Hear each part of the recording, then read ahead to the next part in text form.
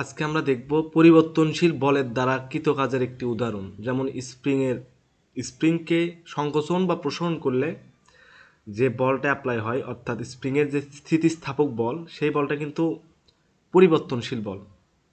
তো আজকে টপিকটা হচ্ছে যে যদি আমরা একটা স্প্রিংকে একটা স্প্রিংকে সাম্যাবস্থান হতে সাম্য সাম্য সাম্যাবস্থান হতে সাম্য অবস্থান হতে সাম্যাবস্থান হতে এক্স দূরত্ব এক্স দূরত্ব পর্যন্ত টেনে লম্বা করলে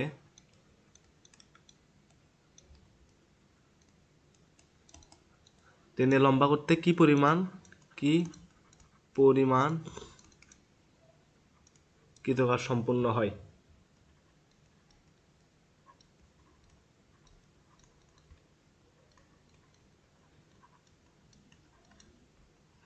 এখন খেয়াল করো, স্প্রিং ধ্রুবকটা দেওয়া আছে, যে স্প্রিং ধ্রুবকটা কে, এই স্প্রিং ধ্রুবক স্প্রিং কনস্ট্যান্ট, এটা হলো কে।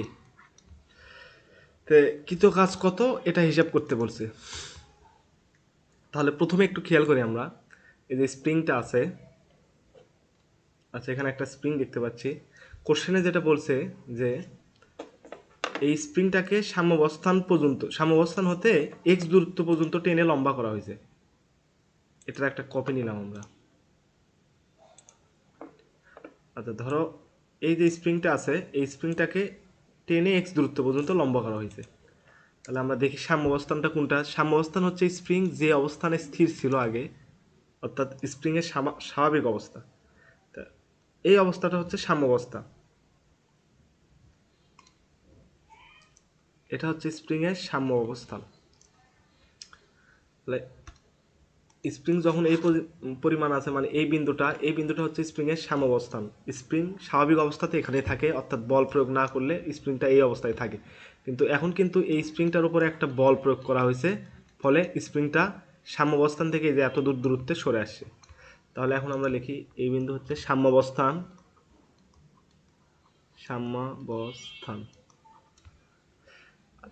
তাহলে স্প্রিং প্রথমে আমরা দেখব কৃতকাজ সমান আমরা কি জানি, আমাদের স্প্রিংটাকে এক্স এক্স দূরত্ব পর্যন্ত লম্বা করা হয়েছে, জানতে চাইছে স্প্রিংয়ে কি পরিমাণ কাজ হয়েছে। অর্থাৎ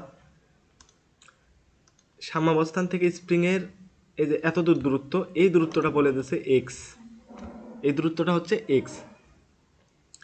তাহলে আমরা এখন করব কি, এই এক্স দূরত্ব পর্যন্ত কৃতকাজ কত এটা হিসাব করব।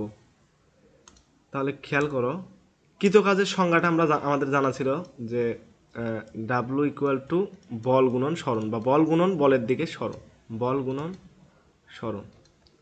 তো এখানে খেয়াল করো, আমরা কিন্তু সরণের মানটা পাইছি। সরণ এই যে এক্স দূরত্ব, স্প্রিং সাম্যাবস্থান থেকে এক্স দূরত্ব পর্যন্ত সরে গেছে।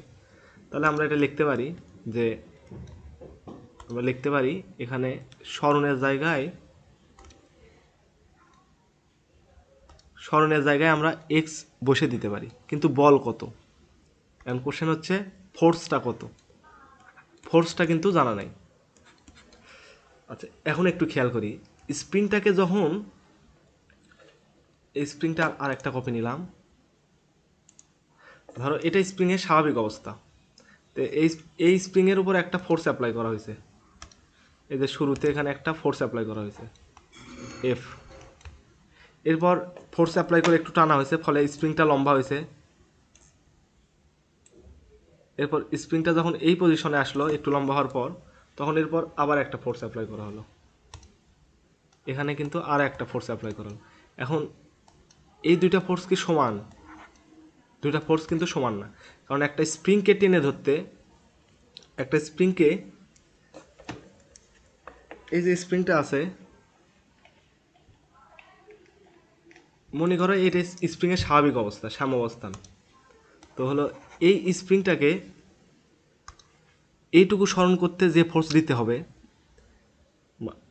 একদম এই পয়েন্টে কোনো তেমন ফোর্সই দিতে হবে না, মানে অল্প ফোর্স দিলে একটু সামনে এগোবে, তারপর স্প্রিংটা একটু দূরত্ব অতিক্রম করলো, তারপর যদি আবার ফোর্স অ্যাপ্লাই করে স্প্রিংটাকে সামনের দিকে প্রসারণ করতে চায়, তখন কিন্তু আরও বেশি ফোর্স দিতে হবে। তার মানে এরপর যদি স্প্রিংটা আরও দূরে যায়, একটু লম্বা হলো, এখন যদি স্প্রিংটাকে টেনে আরও লম্বা করতে চায়, তখন সেই ফোর্সটা কিন্তু আরও বড় হতে হবে। তো এইভাবে একটা স্প্রিংয়ের যে ফোর্স, সেটা কিন্তু তার এই হচ্ছে এই সাম্যাবস্থান থেকে অতিক্রান্ত দূরত্ব, এই দূরত্বের উপর নির্ভরশীল, এক্সের উপর এই ফোর্সটা নির্ভরশীল, মানে ফোর্সটা কনস্ট্যান্ট নয়, ফোর্সটা হচ্ছে পরিবর্তনশীল।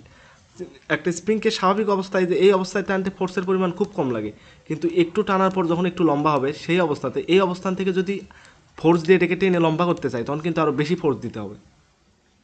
তার মানে এটাই হচ্ছে হুকের নিয়ম ছিল, যে এই সম্পর্কেই হুক হুক কিন্তু এই যে এই সূত্রটা দিয়েছিল যে এফ সমানুপাতিক এক্স মাইনাস এক্স।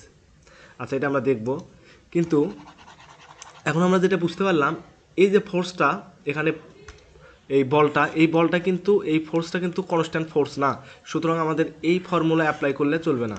তাহলে আমাদের কি করতে হবে, আমাদের হচ্ছে পরিবর্তনশীল বল, যেহেতু স্প্রিংয়ের বল একটা পরিবর্তনশীল বল প্রথমে লেখাই ছিল, তারপর আমরা দেখলাম কেন পরিবর্তনশীল বল, যেহেতু পরিবর্তনশীল বল এটা, সেই কারণে আমাদের এই ফর্মুলাটা অ্যাপ্লাই করলে হবে না, এই ফর্মুলাটা ভুল হবে, আমাদের ইন্টিগ্রেশনের ফর্মুলাটা অ্যাপ্লাই করতে হবে। এটা আমরা কেটে দিলাম। তাহলে আমরা বুঝলাম যে স্প্রিংয়ের বল একটি পরিবর্তনশীল বল। আমরা কি বুঝলাম এখানে, স্প্রিং বল পরিবর্তনশীল বল,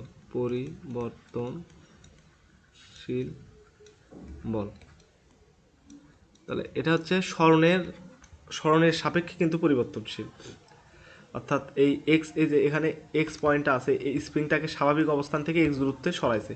তাহলে দেখো ঠিক এই বিন্দুতে সরাতে একটা ফোর্স দেওয়া হয়েছে, এই বিন্দুতে সরাতে আরেকটা ফোর্স, এই বিন্দুতে সরাতে আরেকটা ফোর্স, এখানে ফোর্সের মানটা আরও বেড়ে গেছে, যখন এই পজিশনে আসছে তখন ফোর্সের মানটা আরও বেড়ে গেছে, এই পজিশনে আসতে আরও বেড়ে গেছে।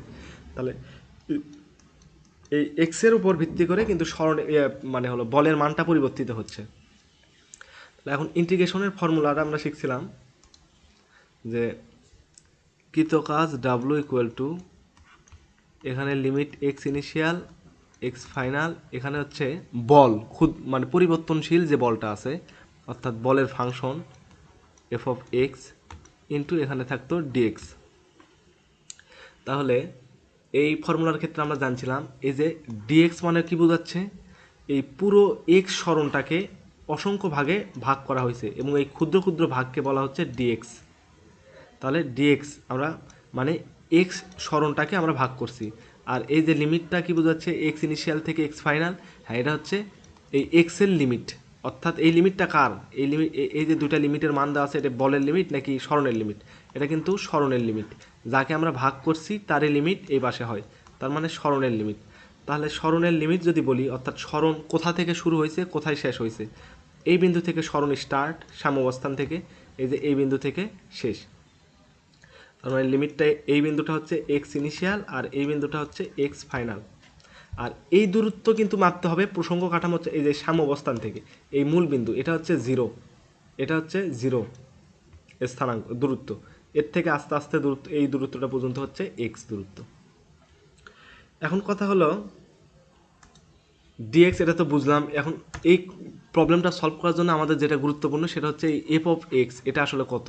তাই প্রথমে আমরা বলছিলাম দেখো এটা কিন্তু একটা কৃত কাজের পরিমাণ, সুতরাং এটা হচ্ছে বল, এটা হচ্ছে বল, আর এটা হচ্ছে ক্ষুদ্র সরণ, এবং বল এবং সরণের গুণফলটা হচ্ছে কাজ, এই মোট কাজকে আবার ইন্টিগ্রেশন করা হয়, অর্থাৎ ক্ষুদ্র ক্ষুদ্র ভাগে ভাগ করে এই কাজ হচ্ছে W1 W2 W3, এটা আমরা ইন্টিগ্রেশন মানে এই ফর্মুলাটা পড়ার সময় দেখছিলাম কিন্তু এই টপিকটা। তাহলে এফ কাজ হচ্ছে এফ অফ এক্সটাকে খুঁজে বের করা, এফ অফ এক্স হচ্ছে বল, প্রথমেই বলছিলাম বল। তাহলে দেখো যখন আমরা এই স্প্রিংটাকে এই যে টেনে এখানে লম্বা করে আনছি এই বিন্দুতে, প্রত্যেকটা পয়েন্টে কিন্তু এই দুইটা বল কাজ করে, একটা বল হচ্ছে স্প্রিংয়ের স্থিতিস্থাপক বল, মানে হলো স্প্রিংয়ের বল, দুই দিকে কিন্তু ফোর্স অ্যাপ্লাই হয়। যেমন ধরো এই যে এই স্প্রিংটাকে সাম্যাবস্থান থেকে এই দূরত্বে আনা হয়েছে, তার মানে এখানে একটা ফোর্স কাজ করছে, বাইরে থেকে কেউ একজন এটাকে টেনে ধরছে, এটা হচ্ছে এফ এক্সটার্নাল। ঠিক এই বিন্দুতে স্প্রিংটাকে টেনে ধরে রাখছে, তার মানে স্প্রিংটাকে একটা ফোর্স অ্যাপ্লাই করে এই ফোর্সটা অ্যাপ্লাই করে ধরে রাখছে। তার মানে বিপরীত দিকে অবশ্যই একটা ফোর্স কিন্তু কাজ করছে, না হলে তো হচ্ছে যে মোট এই বিন্দুটা স্থির থাকতো না, এখানে স্প্রিংটা তখন কিন্তু স্থির থাকতো না। তার মানে এই ঠিক বিপরীত দিকে কোন ফোর্স কাজ করতেছে, এটা হচ্ছে স্প্রিংয়ের বল। এটা সব সময় স্প্রিংয়ের এই যে বিপরীতে কাজ করে, তাহলে এটা হচ্ছে সরণের বিপরীতে। এই ফোর্সটার নাম হচ্ছে এফ এস। এবং এই দুইটা বল সমান, তাহলে এই বলটা হচ্ছে কি বল, বাহ্যিক বল, আর এই এফ এসটা হচ্ছে স্প্রিং বল বা স্থিতিস্থাপক বল।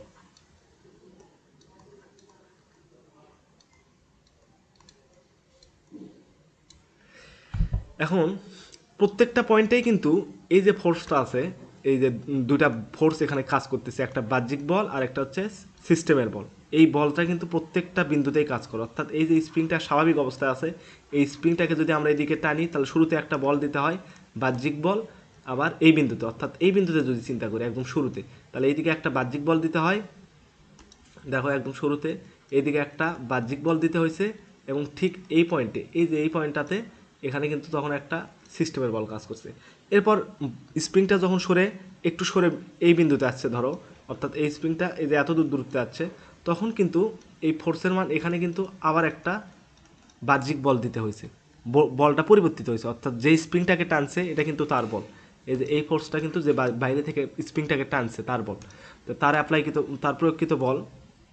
ঠিক এই পয়েন্টে তখন আবার সিস্টেমের একটা বল আছে, একই বল এফএস, এবং এই মানটাও কিন্তু পরিবর্তিত হচ্ছে। এই দুইটা মানে কিন্তু, অর্থাৎ হলো এই যে বাহ্যিক বল এটাও কিন্তু, আর এই বাহ্যিক বল দুইটা পয়েন্টে, এই একটা পয়েন্টে এই একটা পয়েন্টে, দুইটা পয়েন্টে দুইটা বাহ্যিক বল কাজ করতেছে। আবার সিস্টেমের বলও পরিবর্তিত হয়েছে, কিন্তু এই ধরো হলো এই দুইটা বল পরস্পর সমান, আবার এই দুইটা বলও কিন্তু সমান প্রত্যেকটা পয়েন্টে। এইভাবে কি হচ্ছে, প্রত্যেকটা স্প্রিংটা যখন এই যে সামনের দিকে আসতেছে, এই বিন্দুতে একটা বল, দুইটা বল কাজ করে, এই বিন্দুতে, প্রত্যেকটা বিন্দুতে পরিবর্তনশীল বল কাজ করে। অর্থাৎ প্রত্যেকটা বিন্দুর ক্ষেত্রে এই বাহ্যিক বল আর এফ সিস্টেম এই অনুপাতে, মানে এই সিস্টেমটা থাকে, এবং দুইটা বলই কিন্তু পরস্পরের সমান হয়। এই বল এবং এই বলের মান পরস্পর সমান, কিন্তু পরস্পরের বিপরীত। দুইটা বলের মান সেম প্রত্যেকটা পয়েন্টে, কিন্তু এরা হচ্ছে পরস্পর বিপরীতমুখে কাজ করে। তো আমরা এখন কাজ করব, এখানে এই যে ফোর্সটা নিব, এটা হচ্ছে বাহ্যিক বলের দ্বারা ফোর্সটা আমরা এখানে নিব। তাহলে দেখো, হুকের একটা সূত্র ছিল, হুকের সূত্র দিয়ে আমরা এই দুইটা বলের ভিতর, এই যে দুইটা বল এখানে দেখতে পাচ্ছি, আমাদের লাগবে এই বলের মান। তো এই বলের মানটা আমাদের জানা নাই, কিন্তু এই এফ সিস্টেমের যে ফোর্স, স্প্রিংয়ের বল, এটা হুকের সূত্র দিয়ে বের করা যায়। তো সেটা আগে বের করি। তাহলে এখান থেকে যেটা আমরা দেখতে পাচ্ছি, এখান থেকে আমরা যদি খেয়াল করে দেখো যে এফ এস, এটা কিন্তু এফ ইএক্সটি, অর্থাৎ এই বাহ্যিক বল যেটা, এই দুইটা ফোর্স কিন্তু সমান, এটা আমরা বলছিলাম। এই যে দুইটা ফোর্স, এই দুইটা ফোর্স প্রত্যেকটা পয়েন্টে সমান, কিন্তু এরা পরস্পর বিপরীতমুখী। দেখো এটা একদিকে কাজ করতেছে, এটা ঠিক তার বিপরীত দিকে কাজ করতেছে, এই জন্য সামনে একটা মাইনাস দিতে হবে। এই মাইনাস দেওয়ার অর্থ কি দেখো, এখন যদি আমরা একটা কাজ করি, এফ এস এটাকে এই পাশে পার করলে এফ ইএক্সটি, এই দুইটা যোগফল, এটাকে বলা হচ্ছে নিট ফোর্স। এফ এন এটা সমান সমান কিন্তু 0। তার মানে এই বিন্দুতে এই যে পয়েন্টটা আছে, এখানে পয়েন্ট, দুইটা ফোর্স যেহেতু সমান এবং এই বিন্দুটা স্থির থাকে, আসলে তাই থাকে। তাহলে আমরা এই লাইনটা লাগবে না, এটা মুছে দিলাম, এটা লাগবে না। তাহলে আমরা বুঝলাম এখানে কেন মাইনাস দেওয়া হয়, এই কারণে। তা আমাদের এখানে যেটা দেখতে পাচ্ছি যে দুইটা বল পরস্পর সমান ও বিপরীতমুখী, আমাদের লাগবে হচ্ছে এই বাহ্যিক বলটা, বাহ্যিক বলের মানটা লাগবে। তাহলে এখান থেকে আমরা লিখতে পারি এফ ই এক্সটি এক্সটার্নাল, এটা হচ্ছে মাইনাস এফ এস। এখন আগেই বলছিলাম যে আমরা বাহ্যিক বল এফ এক্সটার্নাল এটা বের না করতে পারলেও আমরা কিন্তু এই এফ এস এটা বের করতে পারি। তাহলে চলো এটা বের করি। এটা কীভাবে বের করব, এটা কিন্তু হুকের সূত্র দিয়ে বের করা যায়, হুকের সূত্র থেকে। তাহলে হুকের সূত্র থেকে আমরা যেটা জানি যে, হুকস ল থেকে আমরা যেটা জানি, এখানে লিখি from Hooke's law, from Hooke's law. হুকের সূত্র থেকে আমাদের জানা ছিল যে এফ সমানুপাতিক মাইনাস এক্স, বা এফ সমান সমান লেখা যেত মাইনাস কে এক্স, যেখানে কে হচ্ছে স্প্রিং ধ্রুবক, এখানে এখানে কে হলো স্প্রিং ধ্রুবক।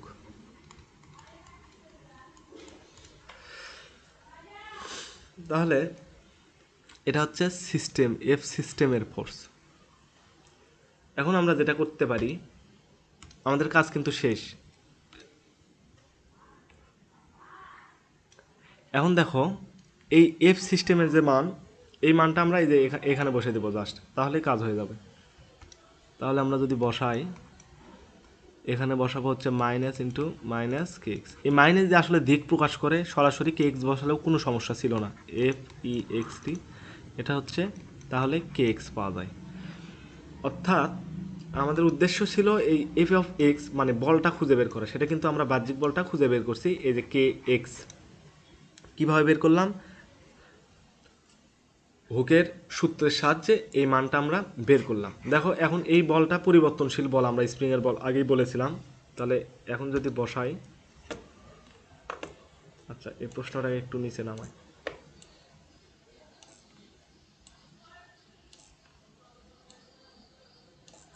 এবার ঠিক আছে। তাহলে এখন কাজ হবে কি, এই যে এই দিকে ফোকাস করতে হবে। আমরা কৃত কাজটা নির্ণয় করতে চাইছিলাম, তো কৃত কাজের ক্ষেত্রে শুধুমাত্র আমাদের এই ফাংশন অফ এক্সটাকে ডিফাইন করতে হলো। তাহলে এখন যদি এখান থেকে আমরা মানগুলো বসে দিই, সেটা যেহেতু পাইছি, আমরা পাইলাম হচ্ছে এফ ই এক্স টি, এটা সমান সমান হচ্ছে কে এক্স। তো এই বলটা কিন্তু পরিবর্তনশীল বল। কিভাবে বুঝলাম দেখো, এখানে যদি একটু খেয়াল করো, কে আর এক্স, অর্থাৎ এই বলের ভিতরে এক্স ইনক্লুড আছে, তার মানে এক্স এর মানের উপর, অর্থাৎ স্মরণের মানের উপর ভিত্তি করে কিন্তু ফোর্সটা পরিবর্তিত হয়, আমরা কিন্তু সেটাই জানি। এই যে বস্তুটা, স্প্রিংটা যখন একদম অল্প স্মরণ, তখন ফোর্সের মানটা খুবই কম। যখন স্প্রিংটা এই প্রান্তে চলে যাচ্ছে, তখন এখানে টেনে ধরে রাখতে, এখানে একটা ফোর্স, আর এই অল্প জায়গায় মানে অল্প একটু স্মরণে এখানে যদি টেনে ধরে রাখি, একটা ফোর্স অ্যাপ্লাই করি, অর্থাৎ টেনে ধরে রাখি, তাহলে দুই বিন্দুতে, অর্থাৎ এই পয়েন্টে আর এই পয়েন্টে, দুইটা বিন্দুতে টেনে ধরে রাখতে কিন্তু ফোর্সের পরিমাণ আলাদা হবে। অর্থাৎ প্রত্যেকটা বিন্দুতেই ফোর্সের পরিমাণ আলাদা, যত দূরত্বটা বাড়বে ফোর্সের মানটা তত বেশি হবে। যদি এই দিকে খেয়াল করলে আমরা বুঝতে পারতেছি যে এক্সের মানটা যত বড় হবে, এক্সের মানটা এই বাহ্যিক বলের মানটা তত পরিবর্তিত হবে। সুতরাং আমরা এই বাহ্যিক বল এটার ফাংশনটা বের করছি। এখন আমরা কৃত কাজের সমীকরণে জাস্ট বসিয়ে দেবো, তাহলে ইজিলি অঙ্ক হয়ে যাবে প্রবলেমটা। তো কৃত কাজ ডাব্লু ইকুয়াল, এখানে এক্স ইনিশিয়াল এক্স ফাইনাল, এখানে ফাংশন অফ এক্স মানে হচ্ছে এই বাহ্যিক বল, এটাই কিন্তু ফাংশন অফ এক্স। তাহলে এখানে বসে দেব হচ্ছে কে এক্স, আর এখানে আছে ডিএক্স। এরপরে এটাকে ইন্টিগ্রেশন করব, যেহেতু কেটা হচ্ছে কনস্ট্যান্ট তাই বাইরে চলে আসবে। আচ্ছা কেটাকে বাইরে নিয়ে আসলাম। এরপর এক্সের যা পাওয়ার আছে, এক্সের উপরে পাওয়ার আছে ওয়ান, সেই ওয়ানটাকে এক বৃদ্ধি পাবে, ওয়ান যোগ ওয়ান, আবার সেই পাওয়ার দিয়ে ভাগ। এরপর লিমিটের মান এখানে বসিয়ে দিই, এক্স ইনিশিয়াল এক্স ফাইনাল। এরপরে হচ্ছে কে, হাফটাকে বাইরে নিয়ে আসলাম, উপরে আছে এক্স স্কোয়ার, এখানে এক্স ইনিশিয়াল, এখানে এক্স ফাইনাল। আচ্ছা একটু সাইডে লিখি,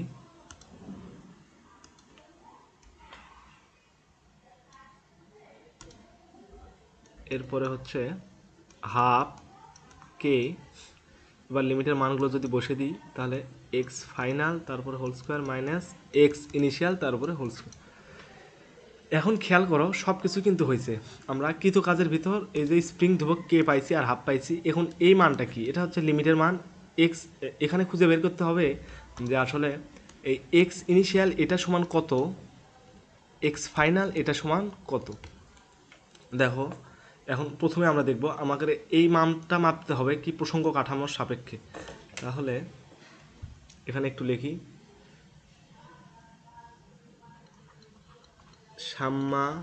সাম্যাবস্থান হতে সরণ হিসাব করতে হবে, সরণ হিসাব করতে হবে। তা এখন আমাদের কাজ দুইটা, এক্স ইনিশিয়াল আর এক্স ফাইনাল এর মানটা বের করা। দেখো এক্স ইনিশিয়াল মানে হচ্ছে আদি অবস্থা, আর এক্স ফাইনাল মানে হচ্ছে শেষ অবস্থা, এবং এই দুইটা অবস্থা মাপতে হবে সাম্যাবস্থানের মানে সাপেক্ষে, অর্থাৎ সাম্যাবস্থান থেকে কত দূরত্বে, সাম্যাবস্থান যেখানে সাম্যাবস্থান একটা বিন্দু, সেই বিন্দুটা থেকে এক্স ইনিশিয়াল কত দূরত্বে এবং সাম্যাবস্থান হতে এক্স ফাইনাল কত দূরত্বে। তাহলে এখন যদি খেয়াল করি, এখানে দেখো এই যে এটা হচ্ছে এক্স ইনিশিয়াল, বস্তুটা একদম সাম্যাবস্থায় শুরুতে ছিল এই পয়েন্টটা, আর সাম্যাবস্থার পয়েন্ট হচ্ছে ধরলাম এটা, আর এটা এই পয়েন্টটা হচ্ছে চূড়ান্ত অবস্থা এক্স ফাইনাল। তাহলে দেখো সাম্যাবস্থান থেকে যখন বস্তুটা যখন এক্স ইনিশিয়াল থাকে তখন সাম্যাবস্থানেই বস্তুটা ছিল, অর্থাৎ এক্স ইনিশিয়ালের দূরত্ব সাম্যাবস্থান থেকে, এক্স ইনিশিয়াল একটা যদি পয়েন্ট হয় সেই পয়েন্টটা সাম্যাবস্থান থেকে কত দূরত্বে, হ্যাঁ সেটা কিন্তু সাম্যাবস্থান থেকে একদম জিরো দূরত্বে। তার মানে আমরা পাইলাম যে এই ক্ষেত্রে এক্স ইনিশিয়াল আসলে জিরো। আচ্ছা, এরপর এক্স ফাইনাল কত, হ্যাঁ এক্স ফাইনাল সাম্যাবস্থান থেকে কত দূরত্বে আছে, এক্স ফাইনাল যে পয়েন্ট, এই যে এই পয়েন্টটা কিন্তু সাম্যাবস্থান থেকে এক্স দূরত্বে অবস্থিত, তাহলে এটা হচ্ছে এক্স। এখন এই দুইটা মান যদি আমরা বসাই ওখানে লিমিটের এখানে, তাহলে হলো আমরা পাইলাম হচ্ছে এক্স ইনিশিয়াল ইকুয়াল জিরো, এই দূরত্ব হচ্ছে জিরো। এরপর এক্স ফাইনাল এটা হচ্ছে এক্স দূরত্ব টানা হয়েছে, সাম্যাবস্থান থেকে এক্স দূরত্ব টানা হয়েছে। এখন এটা কিন্তু প্রথমেই লেখা আছে যে একটা স্প্রিংকে সাম্যাবস্থান হতে, এই যে সাম্যাবস্থান হতে এক্স দূরত্ব পর্যন্ত টেনে লম্বা করা হয়েছে। তার মানে বোঝাই যাচ্ছে যে এক্স ইনিশিয়াল থেকে এক্স ফাইনাল এই দুটা ডিস্টেন্স হচ্ছে আসলে, এই মানটা আমরা বুঝতে পারলাম। এখন যদি মান বসাই হাফ কে, তাহলে এক্স এফ এর জায়গায় এখানে এক্স হোল স্কোয়ার, এখানে জিরোর উপর হোল স্কোয়ার, হাফ কে এক্স স্কোয়ার। তাহলে এটাই কিন্তু অ্যান্সার। কৃত কাজের যে মান পরিবর্তনশীল বলের দ্বারা কৃত কাজ স্প্রিংয়ের বল, সেটা হচ্ছে হাফ কে এক্স স্কোয়ার। এক্স হচ্ছে সাম্যাবস্থান থেকে বস্তুটাকে কত দূরত্বে সরানো হয়েছে, অর্থাৎ সংকোচন বা প্রসারণ যে কোনোটাই হতে পারে।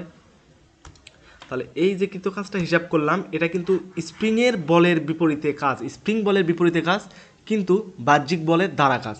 তাহলে এই কাজটা কিসের, বাহ্যিক বলের দ্বারা কাজ। কিন্তু অর্থাৎ একটা স্প্রিংকে কোনো ব্যক্তি যদি টেনে লম্বা করে বা খাটো করে, সে কত কাজ করলো সেটা, কিন্তু স্প্রিং এরও একটা বল আছে, সেই বলের দ্বারা কত কাজ, এটা কিন্তু সেটা না, সেটা অবশ্য বিপরীত হবে। আচ্ছা, সেটা আমরা দেখব পরে। তাহলে আপাতত আমরা বুঝতে পারলাম কৃত কাজ, এই ডাব্লু সমীকরণটা হচ্ছে হাফ কে এক্স স্কোয়ার।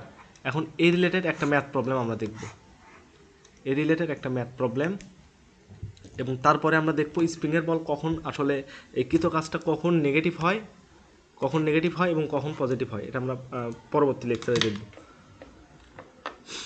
তাহলে কি এখন